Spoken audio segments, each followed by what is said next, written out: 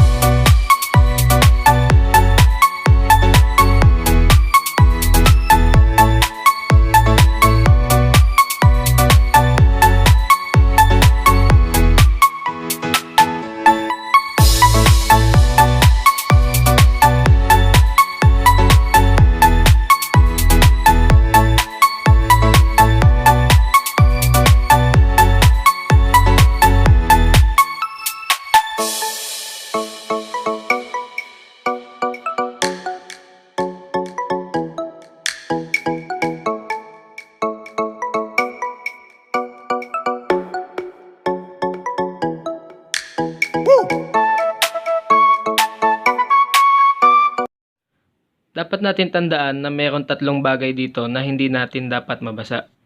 Una, yung display o yung digital control niya. Tapos pangalawa, yung control box, yung pinaglalagay ng capacitor, thermostat.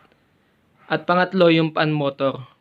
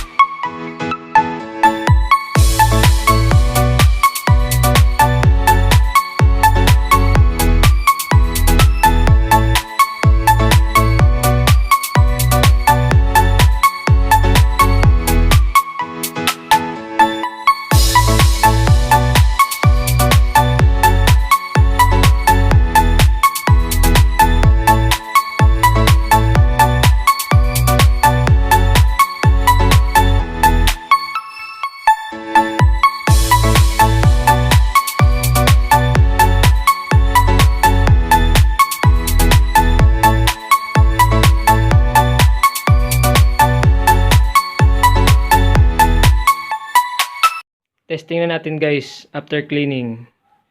Pinakamababang temperature 18.8. Okay na guys. Thank you. Please like, share, and subscribe. Salamat.